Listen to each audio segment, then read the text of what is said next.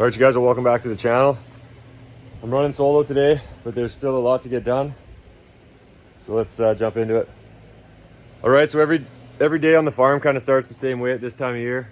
It's always going to start with a walk around, checking all the greenhouses, making sure everything's operational, checking to see how everything's looking so that we can start keeping track as to what needs to get potted up, what needs to get transplanted, if things need to be moved from the seedling room to make space. We're going to be looking at potting up some of the brassicas, cauliflower, cabbage, kale. We got some bok choy. So the nursery actually looks pretty good. It's pretty empty right now. We made the decision this year to move more stuff up into greenhouse 2. We kind of bit the bullet there, and we wanted to try to be growing in there sooner this year, but it just wasn't able to make that happen without that greenhouse. Until I get that 4th greenhouse set up, that will be the new overflow for the nursery. Figured that there's no sense trying to change the plan too much this year, so we're just moving everything into greenhouse 2 again. We'll try to plant as soon as we can, but it's allowing that nursery to stay more empty, which is kind of nice. Usually it gets so full that there's trays all over the floor, you can barely walk and pull hoses around, so I think it's going to be a little bit more efficient this year. So we're just up into the sale house now, greenhouse 1, and things are looking really good in here, filling up real fast. We'll go and we'll check all the baskets just for growth in general, and then we'll go through and just look to see if anything shocked and died, and then if we have to, we'll come back and we'll pull out of the stock and replace it before it falls too far behind. So there's a few that are going to need to be addressed, but for the most part they're all coming along quite well. Osteos all seeded by hand. They look good. We used to bring them in the past, but Shaylin found that she's great at seeding them, so no sense buying them in if you can do them by seed. A little more cost effective. So yeah, in here mostly just flowers right now. There is a few vegetables. We got some onions and leeks, and then we still got the whole herb table up at the front. But for the most part, the veggies are all still down in the nursery, so we're gonna try to get a bunch of those potted up today. Some will get brought here, some will get brought to greenhouse 2 for delivery, and then that'll be kind of the start of the veggies. We got tomatoes coming, cucumbers coming, peppers coming. So the veggies are just starting to pop off now, which will be good. And then in here, it's going pretty good in here. Garden leeks. This is all some fundraiser stuff all the way down this side. There's still more to add to it, but it's looking real good. We did herb trays. We're just still waiting on one herb, so those missing pots will all get filled in. I think Shaylin's gonna put dill.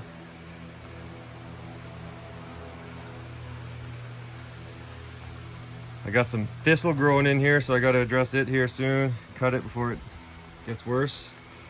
And then everything in the middle that you see here is all going to be garden.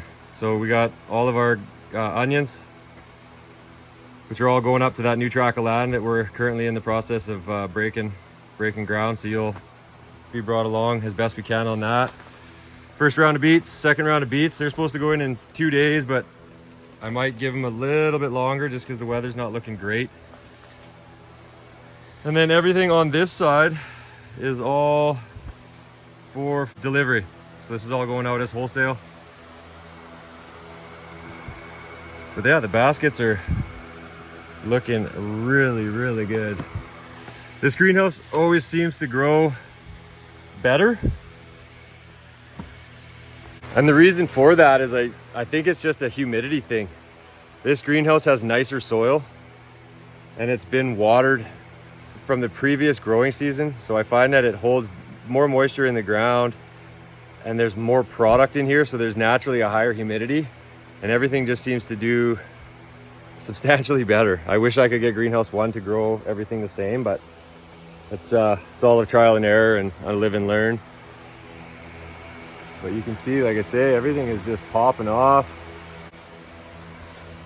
So yeah, that's kind of greenhouse 2. I got to already check the nursery, greenhouse 1, greenhouse 2. So now that I'm over here, I think I might just fire up the hose. I'll give everything a quick water, because again, I know it's going to be hot and sunny for the next 2 days, and I don't want to be in here watering tomorrow because I got plans to do other farm stuff. So I'll water everything in here nice and heavy today. That frees me up for tomorrow, and then we'll jump over, water greenhouse 1, And then I'll bring you along as we pot up a few things down in the nursery and make some room over there for the work week starting on Monday.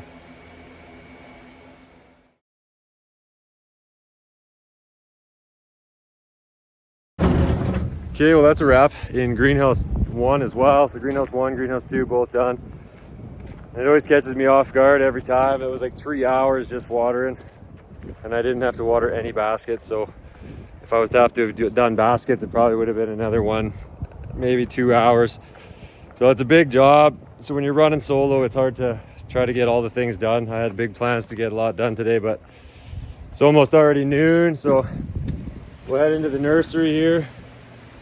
And we will, I think what we'll do first actually is, why don't we bring all the trays out of the seedling room. We'll bring all that stuff out and then we can start potting up some of this stuff here.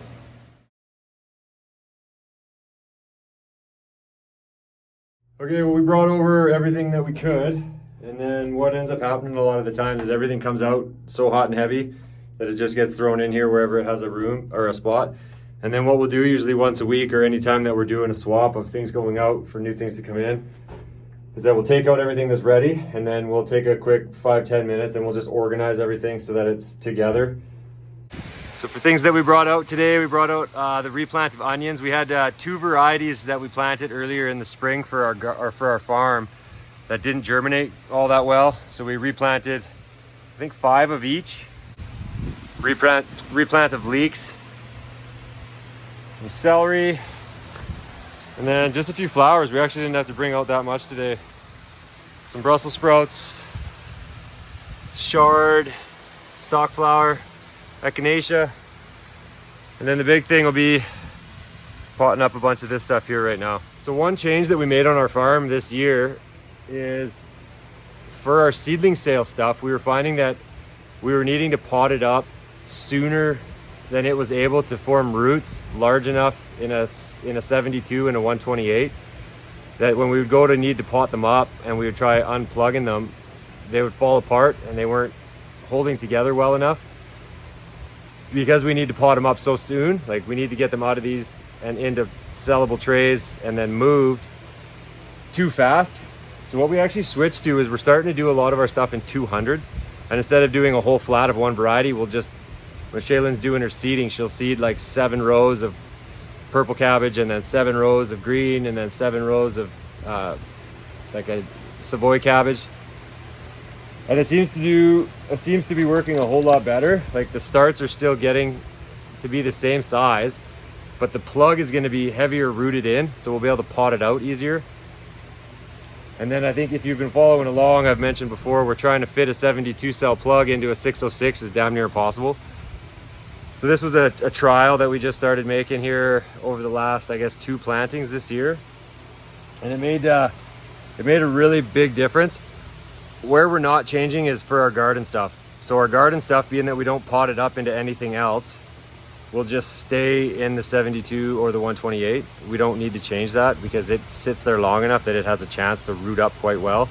So we're only changing stuff that's destined for sale.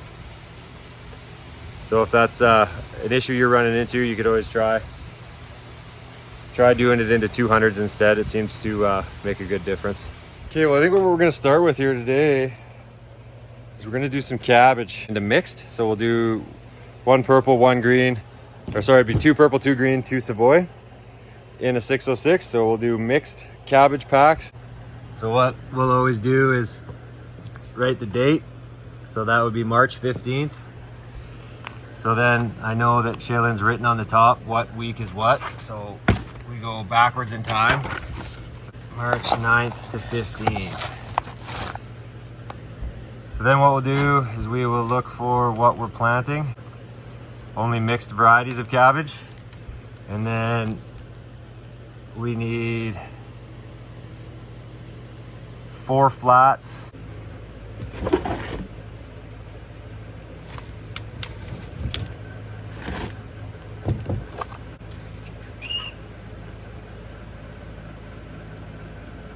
So you can kind of see what I was meaning there. Like that's holding together way better. The roots are good.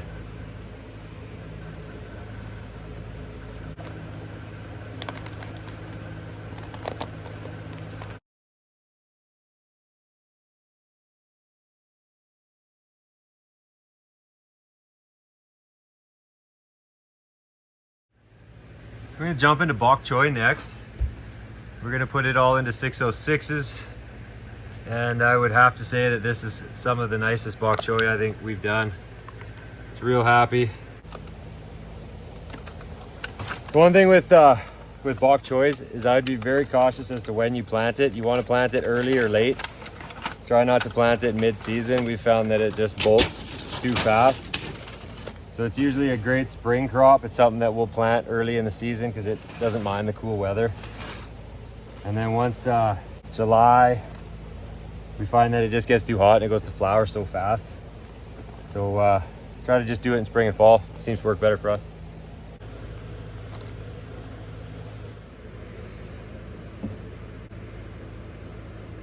So a lot of these got double seeded.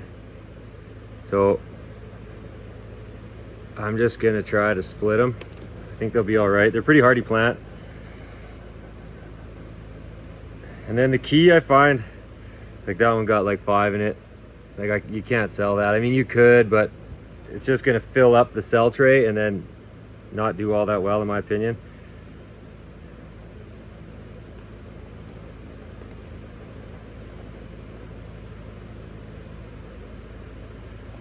Brassicas are usually pretty good at being able to be split like that. They have a pretty strong root system right from the hop.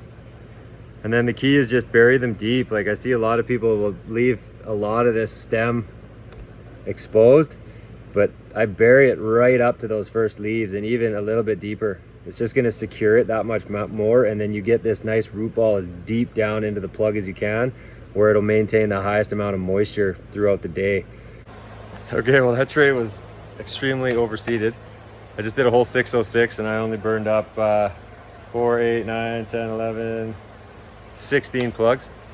So the only reason that I could see that, why that is that I'm assuming that it was old seed. Shailene was probably trying to burn up seed from last year and overseeded it just to be safe so that we wouldn't be short. But now we're gonna have so many. So I think what we'll do is we'll fill what we need for deliveries. We'll fill what we need for here plus a tray of 2-inch. And then I don't know what we'll do with the rest. We'll see. Again, it's not a real hot seller, so maybe we'll do an extra just in case, and then worst case scenario, the chickens will get a little bit of a snack today.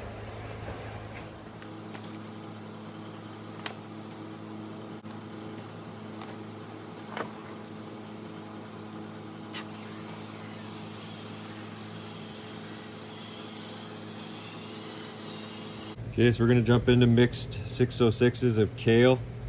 We'll probably do a few trays of mixed red, mixed green, and then we'll do a few 606s of mixed varieties, not just by color. There's a few different blends in here.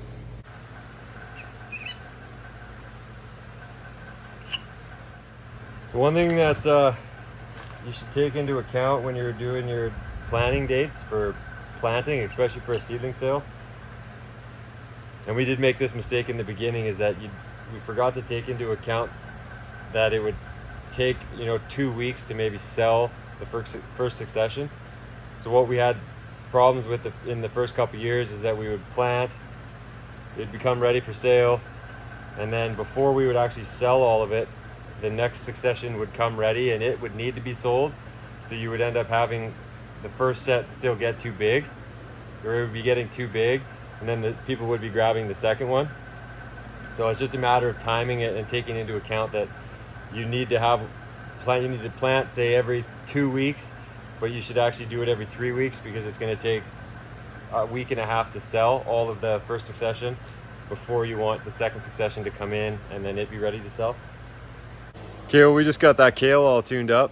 And one note on the kale: if you're not a huge fan of like stalks of kale, like the real coarse leaf kale that you're probably used to, we switched to a product, or I shouldn't say switched because we still grow regular kale, but we also plant another product that we direct seed into the garden, really tight together, like on a 9-row spacing on a 30-inch bed with our seeder.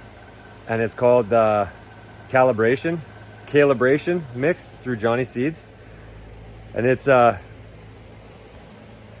whole lot sweeter. And there's been people at the booth before, the farmer's market booth, that swear that they don't like kale, and I'd give some away just as a sample. Like, this isn't kale. try this.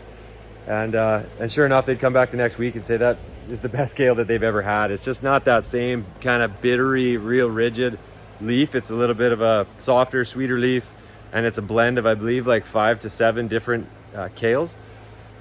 So if you're interested in trying something new, I would suggest looking into that calibration through Johnny Seeds. And if you're selling kale at your market, it's just another greens mix that you can sell, because we all know people love their greens. So give that a try. All right, well, I didn't get any footage. The camera died, but we ended up with 2 trays of mixed cauliflower broccoli. We were too short, so we'll have to figure that out later. But 4 cauliflower, 4 broccoli, mixed kohlrabies. We did a sprouting broccoli. So that right there is succession 1 of brassicas done. And we made a pretty good dent. So over the next couple days, we'll look at getting the cucumbers, get these tomatoes shard, and then hopefully those peppers size up a bit more. But that was a good haul for today. All right, you guys, well, thanks for coming along today as we did a quick update on the greenhouses and potting up succession 1 of the brassicas. I hope you got a bit of value out of a few of those tips that I threw at you today. If so, make sure you give the video a thumbs up. And as always, thanks for watching, and we'll see you in the next one.